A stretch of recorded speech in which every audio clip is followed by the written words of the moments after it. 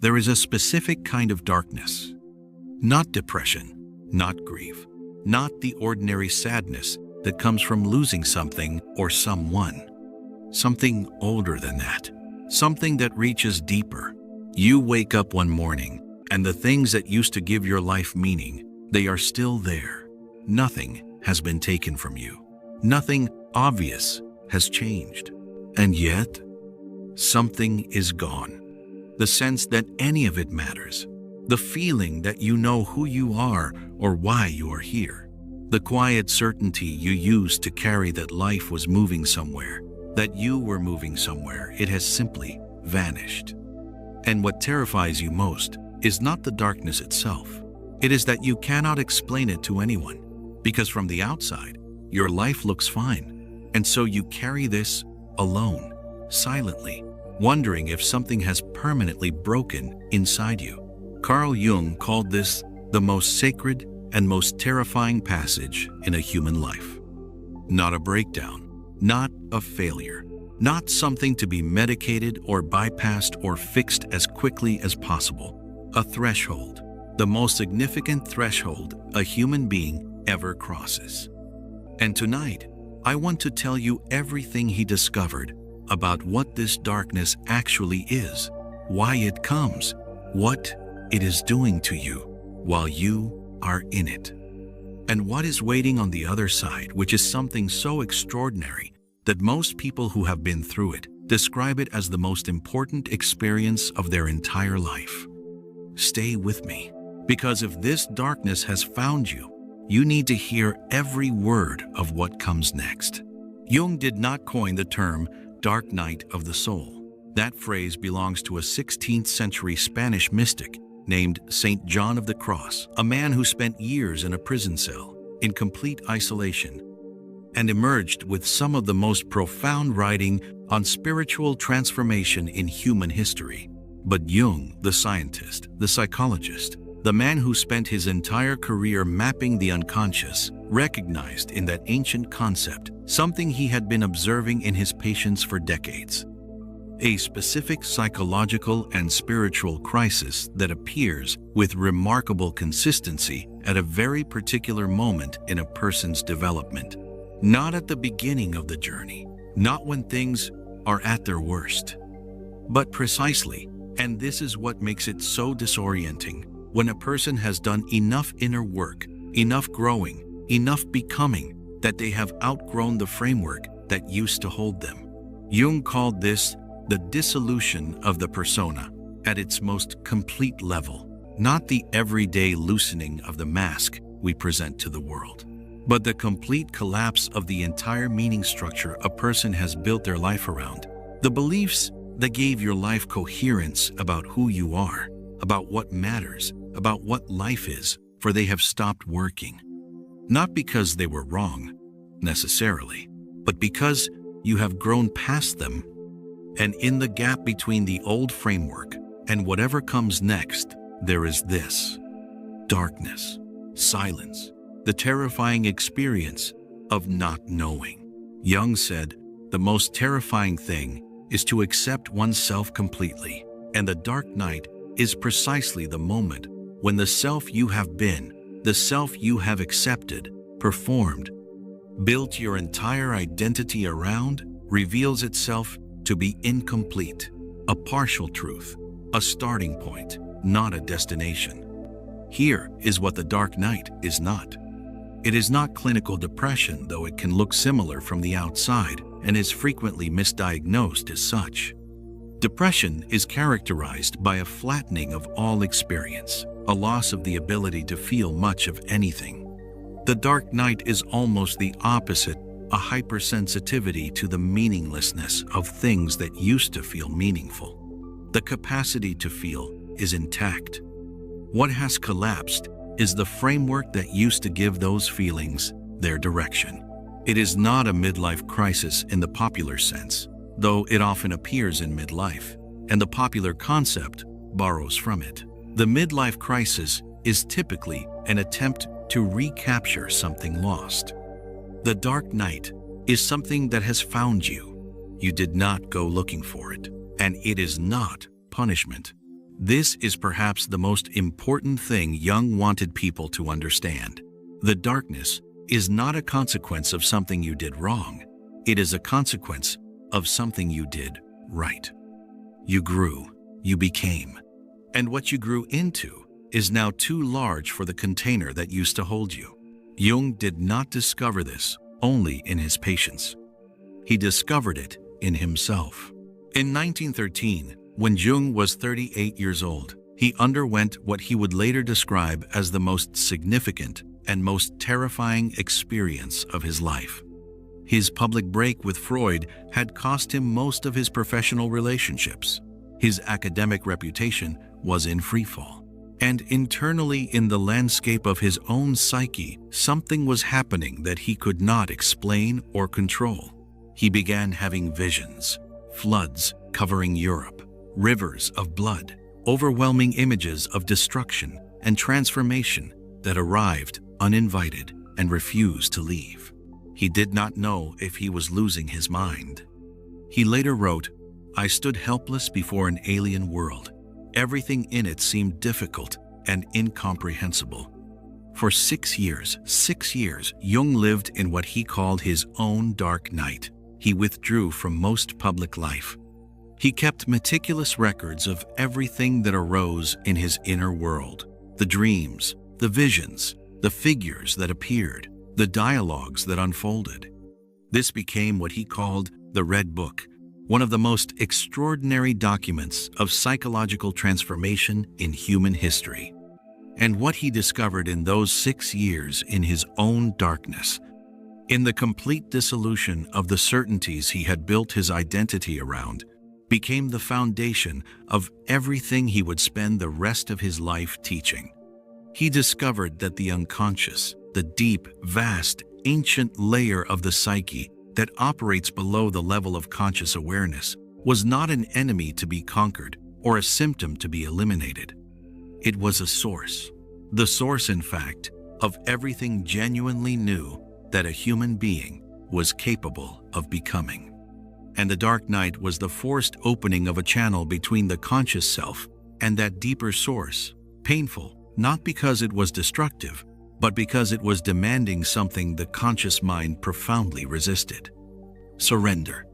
Not defeat, not collapse. Something far more precise than either of those. The surrender of the version of yourself that was never quite fully you.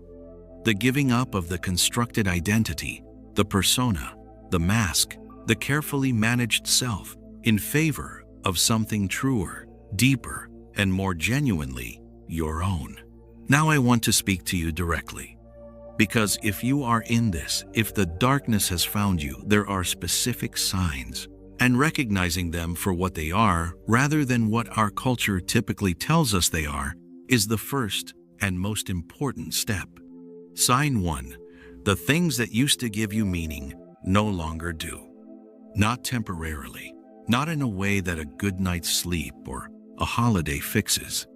The achievements, the relationships, the beliefs, the routines that structured your sense of who you are and why you are here, they feel hollow, not bad, not painful, hollow, as if the substance has quietly left them. This is not apathy. This is the beginning of the end of a particular meaning structure. The psyche is dissolving what no longer serves the deeper journey. And what feels like loss, the loss of meaning, is actually the first sign of preparation for a meaning that goes deeper than anything the old structure could contain. Sign 2. You feel profoundly alone in a way you cannot explain. Not lonely in the ordinary sense, not in need of more company or connection, but alone in a specific way, as if something has separated you from the shared reality most people around you inhabit. As if you are watching ordinary life from behind glass, present but not quite here, participating but not quite belonging. Jung said this particular aloneness is one of the most reliable signs of the dark night and one of the most necessary features of it, because the individuation that the dark night is forcing cannot happen collectively. It can only happen alone. The self that is emerging on the other side of this darkness is a self that has no template. It has to be found in solitude. Sign 3. Your old coping mechanisms have stopped working. The things you used to do to feel better, the distractions, the routines, the ways of managing the inner world that served you perfectly well for years, they simply don't work anymore. Not that you haven't tried. You have tried. They just don't reach whatever is happening inside. This is not a sign that you are beyond help. It is a sign that what is happening is beyond the reach of your old tools.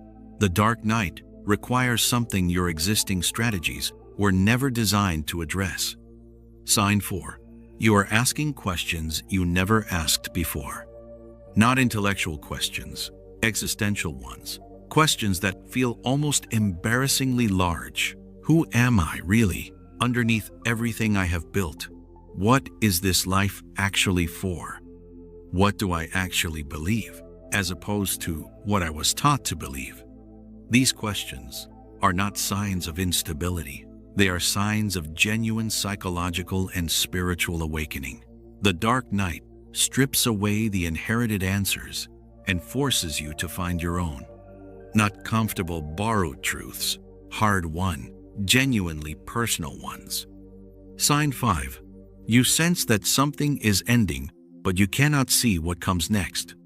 This is perhaps the most characteristic feature of the dark night. The old chapter has clearly closed. You can feel it, but the new one has not yet begun. You are in the space between.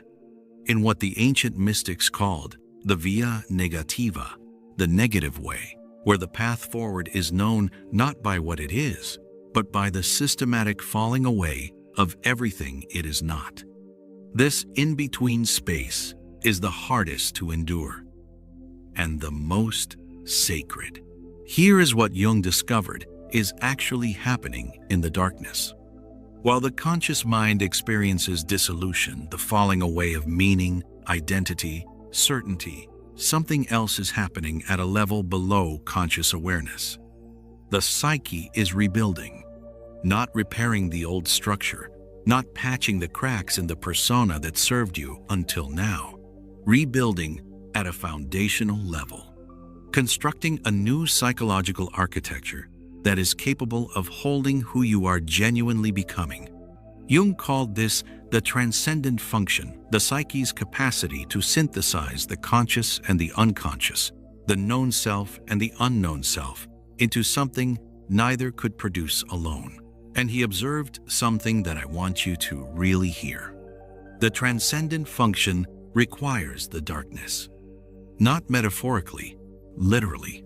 The integration that produces genuine psychological transformation, the kind that permanently expands what you are capable of feeling, understanding, and becoming, can only happen when the old structures have sufficiently loosened, when the persona has dissolved enough to allow the deeper material to surface, when the grip of certainty has relaxed enough for something genuinely new to emerge.